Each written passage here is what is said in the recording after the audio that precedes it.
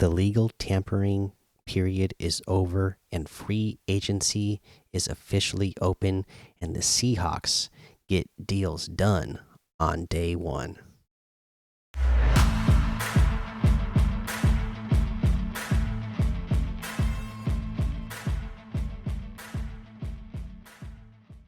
Welcome back to another episode of the Seattle Sports Show where we love Seattle pro sports. I'm your host, Mikey, and today we got some deals to talk about for your Seattle Seahawks. They got a ton of deals done today.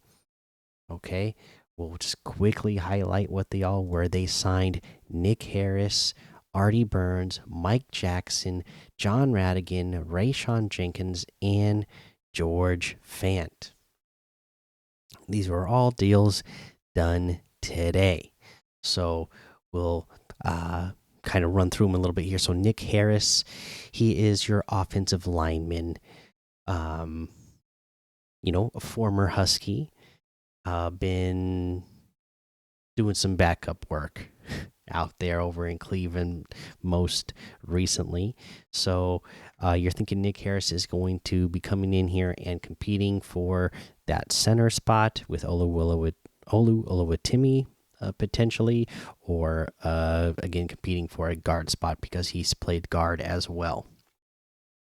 So we're starting to get some depth pieces for this offensive line. Again, what they've done so far doesn't make me feel any more confident in the offensive line than what I have. So I still think there's a lot of work to be done there, but this is actually a nice, piece to bring in for depth and competition. It's a 1 year, $2.51 million deal. Again, former Brown, former Husky, and that's actually kind of a thing of note here is that he had a lot of success at Washington, right? And now he's coming back and going to be coached by the same offensive lineman that he had in college. So maybe that is going to, be beneficial to him as well. All right. And then I guess, we'll just kind of run through what he is here. He's, 6'1", 293. He's only 25 years old, so still plenty of potential. And he's got plenty of size, so he should be, at least a good depth piece. And then our next signing to go over is Artie Burns, and this is one that all I know is it's a 1 year deal. Not all the details have been disclosed about this one yet, so I'm not exactly sure what the terms are. We just know it's a 1 year deal. And again, here you go, a good depth piece. He's been in Seattle the last couple of years, and he's serviceable. He can come in and give you what you need. Again, 6 foot, 187, just 28 years old, and has proven to, he's one of those veterans that has proven that he's a good guy to have on your roster at the cornerback position. All right, and then the next signing we have is Mike Jackson. He was tendered today, and his tender came in at like $3.1 million. So I believe that was the third round designation for him. So if somebody wanted to offer him more than $3.1 million, and then be giving up that pick, they could, but I would think that would be unlikely. So this is a good deal for Mike Jackson. 1 year, $3 million, basically. I like that. And for Mike Jackson, again, 6'1", 210, just 27 years old, and has proven, over his, last 3 years here with Seattle. Again, a guy that has come in just this last year and started games for you, and looked good doing so. So, good on him being here, and good on the Seahawks recognizing that and staying. I mean, based on what they've been doing with the defensive back room, it seems like they mostly liked everything they had. The biggest cuts that they made to the defense back room were the two biggest contracts that they had to get rid of. Other than that, it seems like they, liked the talent of all the players were there, and only getting rid of players more based on contract situation. It seems, in the case of Condre Diggs, anyway. So Adams, just with injuries, he might be he might be done. So it was contract and you know ability at this point for him. But anyways, the next move that we got was John Radigan getting tendered. Same type of deal. $3 million going to be the tender for the 1 year. And for John Radigan, he's at least we signed a linebacker to have on the team. Even though he's already here, the last 3 years, at least you are keeping a linebacker on the roster, since we don't really have any at this point, since they still didn't sign any today in free agency. And he's a modern sized linebacker, 6 foot even, 236 pounds, just 25 years old again as well. So perhaps they see something there with Radigan. Maybe Mike McDonald sees something there that he says, okay, we can get this guy on the field. Potentially we can get him in some games, and he's that rotational piece that we can put in there and give us something.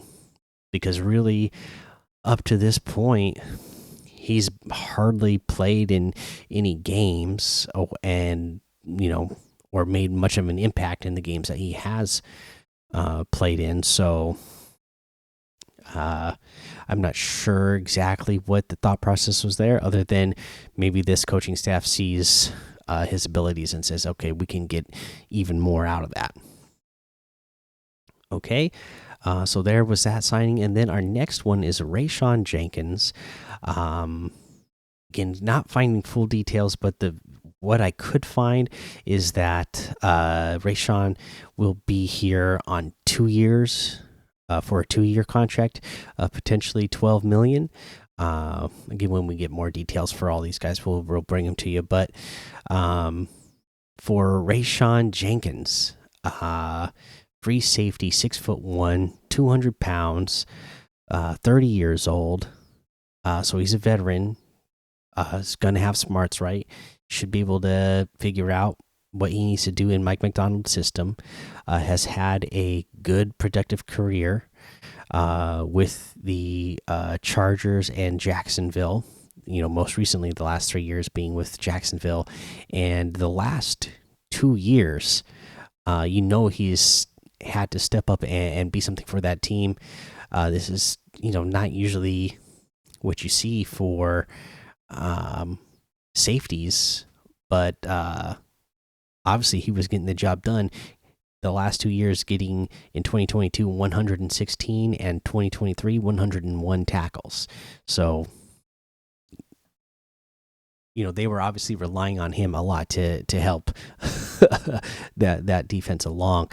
And then across the last 2 years as well, looking at interceptions, he had 3 in 2022 and 2 in 2023, so 5 in total the last couple of years. He's got 10 total in his career, so he can go get that ball. He's also forced 3 fumbles, most recently in 2022, all 3 of those. So he can get after it. He can get after the ball, and again, I think he's going to fit in this system. I'm thinking Rayshawn Jenkins. He's going to be your free safety. Julian Love, be strong safety, and we'll see how that plays out. So Rayshawn Jenkins, I also saw that he had the best, completion uh, above expected or whatever that stat is, and he was at like a negative 5.9 for that was the best rate of all safeties in the NFL last year. So guy can cover, and we need that. We were having an issue with that last year at the position, and sure would be nice to be getting the guy who, by expected, did it the best. Okay, so there's Rayshawn Jenkins, and then we got George Fant returning. As far as I can tell, this is a 1-year deal, but again, don't have all the full details on this one. But we know what George Fant is. He can come here. He's 6'5", 322-pound tackle, 31 years old now, but still been good.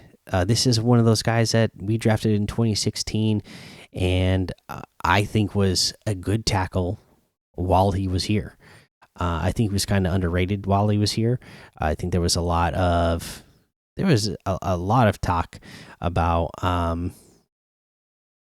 offensive line being so bad during a certain time period where I don't think they were actually bad as what some people say, because you can look at multiple of those offensive linemen who were supposedly part of a bad offensive line who all went to other teams and remained starters for all this time, and were starters on teams in the playoffs during this time. Again, that George Fant being one of those, most recently being with the Houston Texans this last year and being a starter for them and helping them get into the playoffs. And the years before that, he was with the Jets playing both right tackle and left tackle, and they were good enough that they felt like they were just a quarterback away from getting into the playoffs and making a Super Bowl push. And he was a starter all that time there as well. So you're bringing him back, and that tells you that potentially maybe they're not fully confident in the recovery of Abe Lucas and the knee issues that he's suddenly got going on, that we found out about suddenly last year. Right, so you can have Fant in here, and again, he's played both left tackle and right tackle, so he can play both positions. Whatever you need him to do, he can do it. If Abe Lucas is okay to go, then you're talking about putting your 6'5", 322-pound guy that is athletic enough to play tackle. You're moving him inside to guard. Then boom, then you're really talking about you're starting to have a really good offensive line.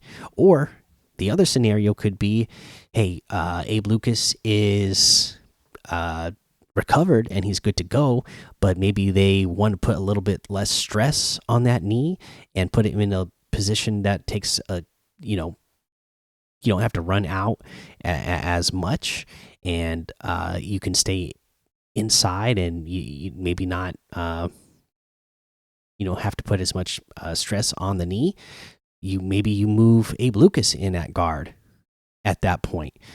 So George Fant here gives you a lot of flexibility on that offensive line, and depending on injuries, or if it's a non-injury, you could still have flexibility of like, how do you want to play this thing out? Who's going to play tackle? Who's going to play guard? And it gives you that that option of being comfortable with moving Abe Lucas if you have to, just to make sure that he can stay healthy for the rest of his career. So again, I think that was a really great signing. You got again a veteran who's been, successful for, what we're talking about. This will be his 8th year, so 8 years of success, in the NFL. I mean, he can come in and play tight end for you. We've seen him do that before as a member of the Seahawks. So, he can report as eligible, and maybe we run some plays for him again at tight end, right? It should be fun. But yeah, there you go. That's like now that free agency has officially opened. Seahawks finally started making some moves and getting things done, getting deals done. And we'll see how this thing plays out. Again, still no linebacker sign. Bobby Wagner left the team again for the second time.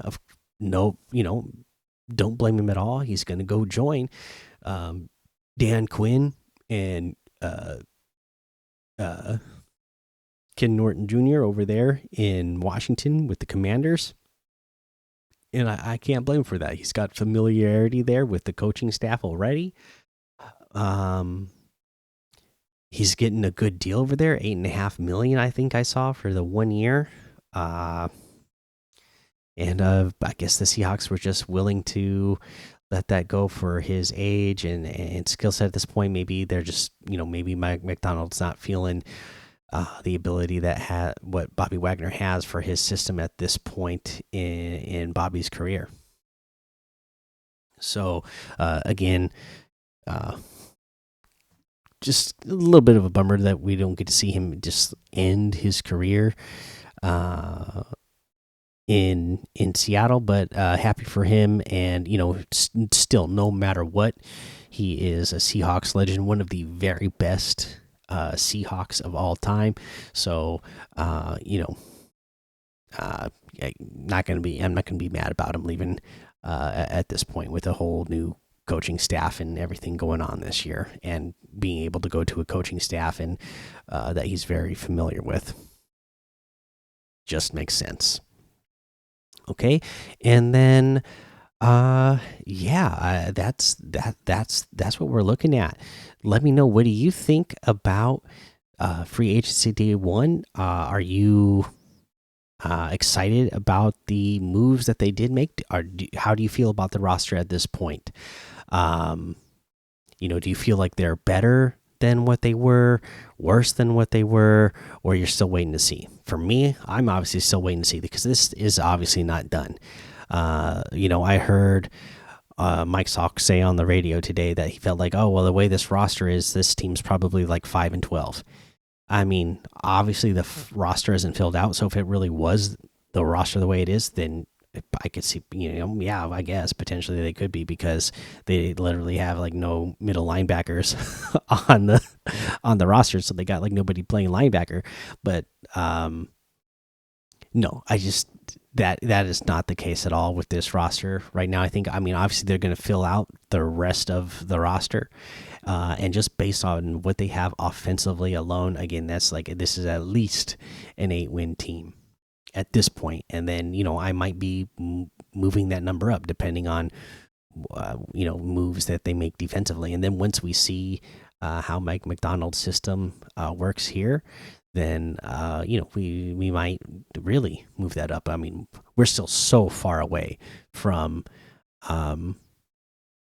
giving any sort of prediction of what we think this team is going to be, because we still got a whole offseason, free agency, and draft and training camp. We still got so much left to go. So I am nowhere near ready to say that I want to give a prediction for a record next year, especially not a prediction of 5-12 at this point.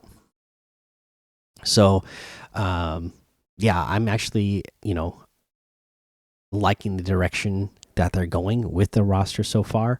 But let me know how you're feeling. Do you think they're making the right moves? Were you hoping that they were going to make some more big splashes in free agency? And because they aren't, what do you think their plan is? They must really have some guys that they plan on targeting in the draft at linebacker, or they're just waiting for the right moment. Again, there's a few teams that had to make moves just to get under the cap today because that was the deadline to get under the cap by the open of free agency. So a lot of moves were made there, and then the teams that made the moves to do that, there's still like you know half a dozen or more teams that are just barely under the cap. So they're probably going to be making more moves at some point throughout this summer. Either cutting guys or trading guys, whatever they need to do to create more cap space to sign their their rookies, to potentially change, players at a certain position, and get another free agent.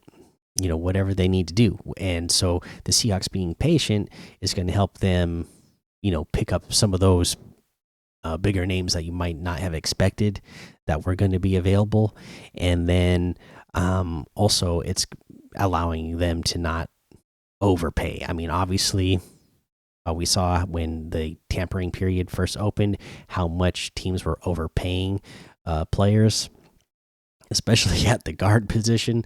And I'm glad the Seahawks have not put themselves in that type of situation, especially with a new coach and coaching staff and going in a new direction. You don't want to handicap them right from the get go. You want to be able to move things around at a moment's notice, as need be, to make sure that you are giving the new coaching staff and head coach exactly what they need to be successful. So good on them so far, in my opinion. But yeah, there you go. That's the episode. If you're watching on YouTube, please hit that subscribe button, hit the like button, leave those comments. If you're listening on a podcast, if it's on Apple Podcasts or Spotify, please subscribe and follow. Leave a 5-star rating and a written review as well, because that all helps the show. And thanks for listening to the Seattle Sports Show, where we watch legends awaken. So take cover, because with a sea of sound, you will see us rise to reign supreme and win forever.